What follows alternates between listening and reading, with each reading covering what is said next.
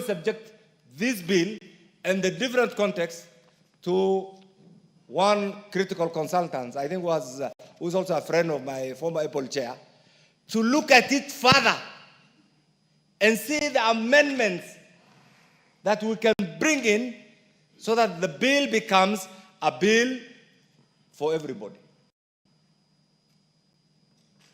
Mr. Speaker, countries right now, even the super rich, the most developed economies like America, are struggling to define the cryptocurrency. I followed the debate in Turkey.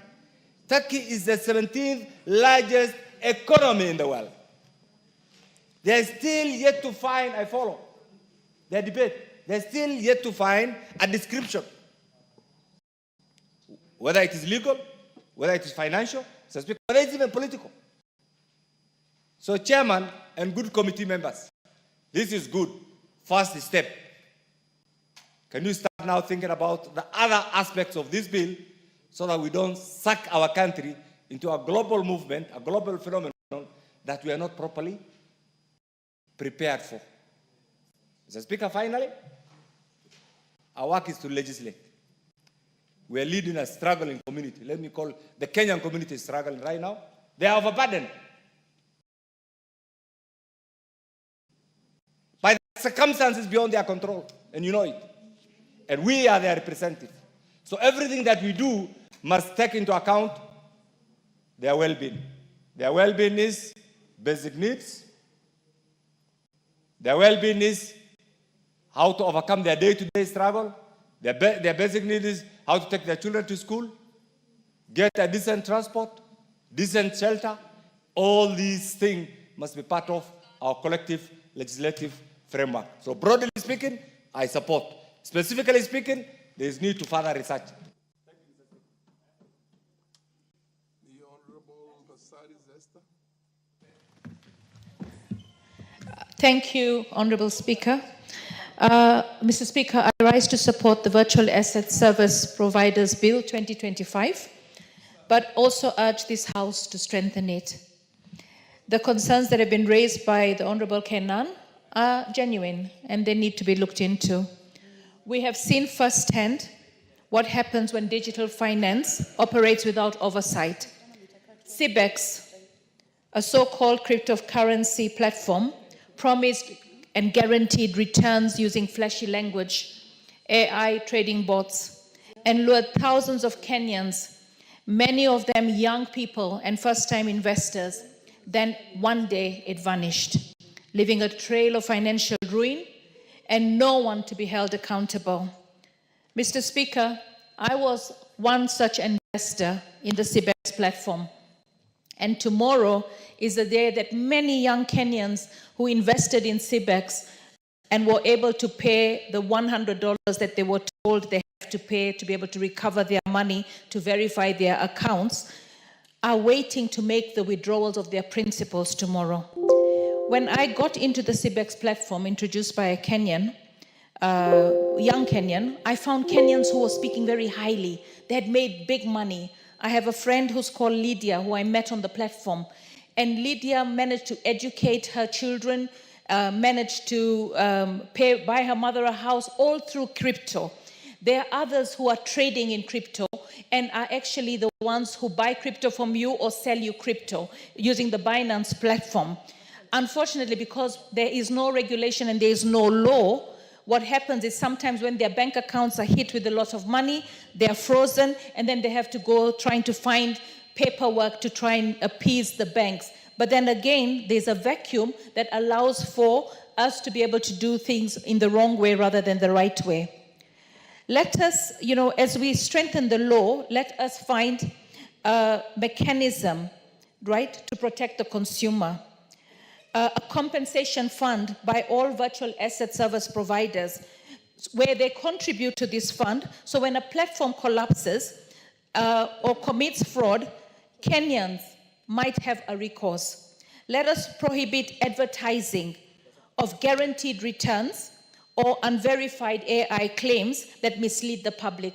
Mr. Speaker, if you go to Facebook right now, there are so many advertisements, AI generated, showing President Uhuru Kenyatta the former President Uhuru Kenyatta, actually saying, I found a way for Kenyans to make money, invest 32,000 and you will be able to get a return of 500.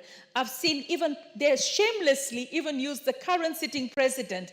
They use a media personality in an interview, and then they show the president sitting on a chair and also appealing to Kenyans to invest in this platform. I want to warn Kenyans that most of these things are fraudsters. These are people who are trying to scam you. So be very, very careful not to allow yourself to be scammed by advertisements that are AI generated. It is very dangerous. So the law and the bill has to also prohibit advertising of guaranteed returns or unverified AI claims that mislead the public. We also need to tackle pyramid schemes, style schemes, referral schemes disguised as investment opportunities. CBEX was one such scheme where people were recruiting others, not for trading or transparency, but exploitation and not innovative also. Financial Reporting Center. The bill needs to see how we can have a financial reporting center that can publish a blacklist of unlicensed platforms, and also must protect whistleblowers who come forward with information so that we can make sure that they are not silenced. Many of these schemes operate across borders. The bill should also include provisions for international cooperation with bodies like Interpol, Nigeria's EFCC, to trace and recover stolen funds. If we can't do that, then when people join these online platforms, they will be losing the money even though we have the laws in Kenya. Last, we must also require annual audits, quarterly disclosures, and enforce the Know Your Customer rules to prevent anonymous abuse. The public deserves absolute transparency. Finally, Mr. Speaker, Honorable Speaker, let us commit to public education on virtual assets. Innovation is welcome, but only when Kenyans are equipped with knowledge and protected by the law. The bill should not only enable the future of finance, but it must defend the people from its worst abusers. Let us ensure that what happened with CBEX and many other platforms that have collapsed and created fear in our community never happen again. I support the bill with these critical amendments. Mr. Speaker, before I sit down, since I still have the time, tomorrow is the 25th of June. It's the anniversary of the Gen Z uprising last year. I have seen so many videos and calls for people to come out and demonstrate. My county always ends up with bloodshed. It always ends up with people losing their property. And it also always ends up with politicians actually being involved and getting people to come out and exploiting poverty. I want to appeal to Kenyans, because I've heard you. We all are very sympathetic about all the families that have lost their loved ones during the Gen Z uprising last year. The country is going to do whatever it takes to ensure we have reparation. The country is also going to do whatever it takes to ensure that we have the police reforms that we need. A lot of the Gen Z says that the memory of 2024 should never die. But I want them to understand something, that they might have lost their confidence in politicians or in government online, because not all Kenyans have lost confidence in the government. We are serving Kenyans out there as representatives of the people, but they cannot lose confidence in the God Almighty. If they have lost confidence in God Almighty, then there is something wrong with their movement. So while they say that they are leaderless, I want to offer them leadership and tell them, if it's really the memory of those who lost their lives, and if it's really the desire to have a well-governed country, then why not occupy the churches tomorrow, the temples tomorrow, the mosques tomorrow, so that you can pray to the Almighty for the souls that lost their lives, not just during the Gen Z uprising, but throughout the struggle for independence in a well-governed country. If they do that, they show that they're a peaceful lot. They will not be infiltrated, because one right cannot negate another. While you come out to demonstrate, you are actually negating the right of the people to do their business. All the businesses in my county end up closed, not able to trade. The businesses lose profits, the employees lose jobs. So why should their right be more of a right than the right of those who actually require to have the job, those who require to have the profits? The government requires to have the taxes. So my appeal is, if you are genuine and sincere and you care for the future of this country, having lost the confidence in the government, as you say you have, right, with your chance of Ruto must go, and I can tell you he is not going anywhere because he's constitutionally elected to serve in that position.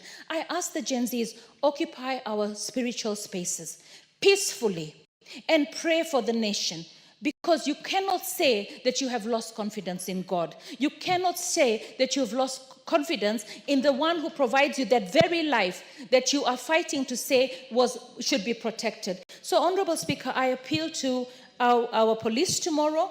I know that sometimes they are challenged, and I see the Gen Z is always taunting them. Please remember, we have one policeman for 500 plus citizens. Tomorrow, have respect for the law. The same law that you want to say that is not serving you, you need to have respect for it. So I really appeal to Kenyans tomorrow. Come out and pray for this nation. Come out and demonstrate peacefully. And I ask the police to please exercise as much restraint as possible. Let no other life be lost tomorrow. Thank you, Honorable Speaker. I support the bill. The Honorable Naomi Wako, followed by Honorable Nyikal and Chematien. Thank you, Honorable Speaker, for allowing me to add my voice to this very important bill, the Virtual Asset Service Providers Bill. And I want to congratulate all the other members of Parliament who have contributed to this. And personally, I want to confirm that I support this bill, because the Virtual Asset Service Provider Bill 2025 is a forward-looking and very transformative piece of legislation. Honorable Speaker, the world is growing very fast, and it is becoming a small village. We cannot be left behind as a country. And again, putting into consideration the young people of this country who are very creative, who are very innovative, who are passionate, and who are moving faster than some of us. And that is why today I support this bill, again, because it balances the need to embrace technology, innovation, with the responsibility of safeguarding our financial system.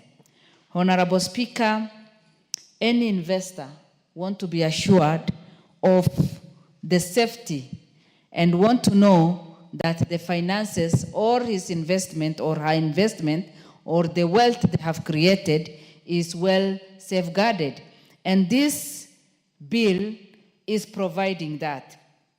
Kenya, Honorable Speaker, as we know very well, is already leading in many areas, and especially in this region, we have been leading and we will continue leading. And we would want to always lead from the front and also be a good example to the others. Once this piece of legislation will be put into practice, Honorable Speaker, we will be able to set a good example in this region. We will be able to continue investing and also encouraging our young people so that we can grow as a country. It is, again, from the bill, I have gone through the bill, and it enhances financial inclusion. Honorable Speaker, that is what all Kenyans want. Yes, financial inclusion is there, but we must make this bill relevant to every part of this country. Some of our business people are not even well educated. Some of our business people may not be even exposed to technology. But if we can do capacity building, if we create enough awareness of this and educate Kenyans, this will be of great benefit to us as a nation. Again, This bill will also streamline cross-border remittance and drive digital investment. This is the only bill that can even promote our M-Pesa today. We are already doing very well as a country, and we are proud of our young investors who even came up with the M-Pesa idea. And as a result of that, today, even when you are in the remotest part of this country, as long as there is enough network, you will be able to transact and do business. And especially for politicians, you know, before we used to struggle because you cannot have enough cash always. But today, with the M-Pesa, you can easily do your transaction. You can even use your money anywhere you want to use it. Honorable Speaker, we also know very well that Kenya has witnessed increased adoption and use of virtual assets, particularly in payments and investment, just as I have been saying. And so we need to promote this. We need to grow this so that from the comfort of your house, you can be able to transact business and to do different things. Sometimes when even business people maybe get sick and they are in bed and in hospitals, Honorable Speaker, sometimes some days back, we used to face challenges. But today, even on your hospital bed, you can be able to do so many things as long as you are able to transact business, as long as you are in your senses. Honorable Speaker, our young people today, as I said, are very innovative. And most of them, majority of them are not employed. But this bill will give them hope. This bill will give them the opportunity. Ours is just to make sure that we give every Kenyan the opportunity to learn, to know about this bill, and also to put it into action. Honorable Speaker, as I finish, I want to join Honorable Passaris, who have made a very noble call to the nation. In fact, that is what we all need to do as a country. As I meditate upon 25th June 2024 and putting into consideration what may happen tomorrow, my heart is troubled. As a mother, as somebody who have, you know, some of my children are teenagers, and you look at what is happening and the spirit that is in the nation, and you sympathize with the young generation of this country. Mine is just to say that, yes, our young people, you are fighting for your right. The government is giving its best to the nation. Our president is working day and night to revive our economy. Your mothers and fathers are working very hard. And tomorrow, you might get on the street and lose your life. And the mourning will continue. We will continue shedding tears and crying for you. And my humble request is, you have so many ways of looking for the right and asking the government what you want. You cannot say that you are tired. Our government is a listening government. We are there as your parents, as your leaders. We are ready to listen and dialogue with you. Let us not lose more lives. Let us respect the rule of law. Let us pray for this country, because we cannot afford to lose our country. God has always been there for us, and we have enjoyed the resources that God has given us. But it seems as if we are ready to destroy that, and we cannot afford. We love you, our young people, and we celebrate you. It is unfortunate we lost many people, but let us not lose more in this demonstration that is being planned. I want to pray that you will not be, you will not be misled, that you will sit, reason, and see how best the country or the government can serve you. Thank you, Honorable Speaker. With those few remarks, I support the bill. The Honorable Nyikal, Professor. Thank you, Mr. Speaker. Mr. Speaker, I rise to support this bill, but I also rise to give a bit of caution. Mr. Speaker, today we talk of e-commerce, we talk of digital currency, we talk of virtual assets now, and we know we're already doing this, money transfer virtually. We, in our constituencies, are setting up cyber caves, which we are telling young people they can use to make some income. All that is digital. And therefore, this is a revolution in the economy and commerce that is with us. And whatever we do, it is going to go on. The young people are more keen. When you see young people making TikTok photos, and they're all getting those done digitally and virtually, and they receive whatever they receive, most of it come in the virtual form. So it's a revolution that we cannot turn back. So the reality is that there are people who actually in the digital assets market, there are providers, there are people who are partaking of it, and the services are there. Mr. Speaker, the sad thing is that that is happening and we do not have regulation. Whatever we do, it is going to continue. So it is, I support this because we are then going to have some regulation. The central bank warned. They didn't warn that it's a bad thing. They warned that this is going on. Be careful. There's no way they're going to take care of themselves. So this bill, therefore, brings a framework where we can actually, how we can regulate this. And it identifies the authorities we can use, but many people feel we may need to set up a specific authority. That's something we look at when we come to the third stage. It provides for licensing, who does what, where, and how. That is necessary. It is also addressing risks, money laundering, financing terrorism, fraud, data protection is being looked at, and cybersecurity. All these, the security of individuals when you get into the cyberspace.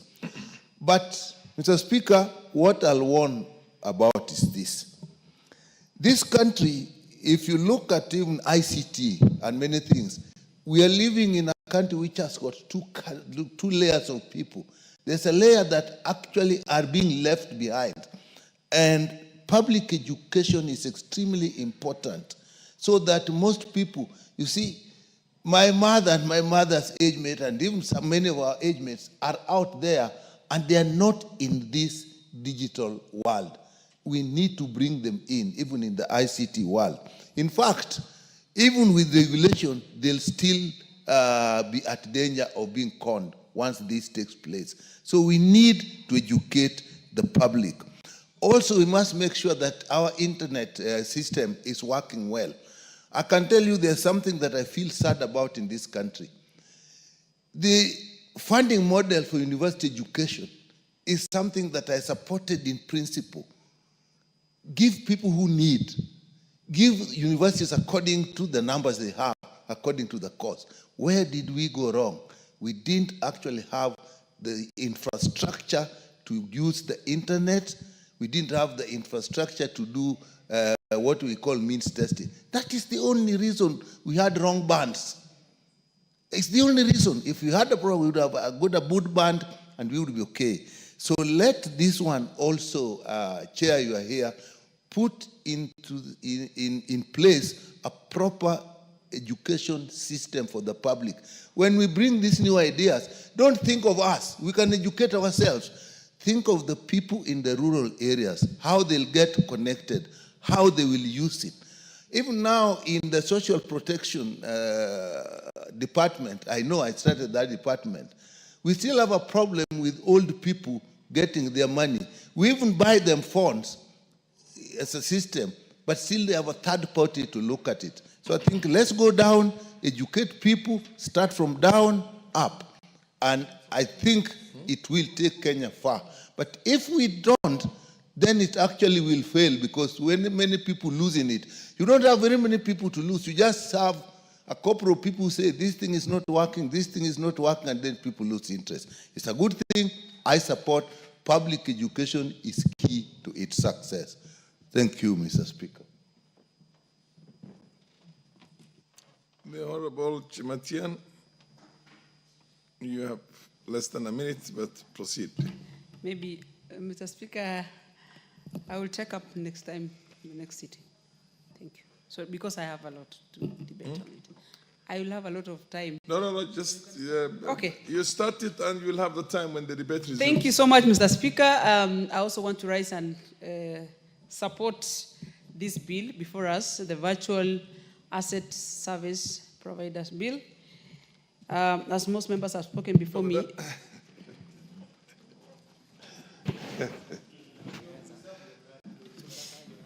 Honorable Chimatian, you would have used only, I think, 10 seconds. So you still have 9 minutes and 50 seconds when the debate resumes again. Honorable members, the time being 7 p.m., this house stands adjourned until tomorrow, Wednesday, the 25th of June, the year 2025 at 9:30 a.m.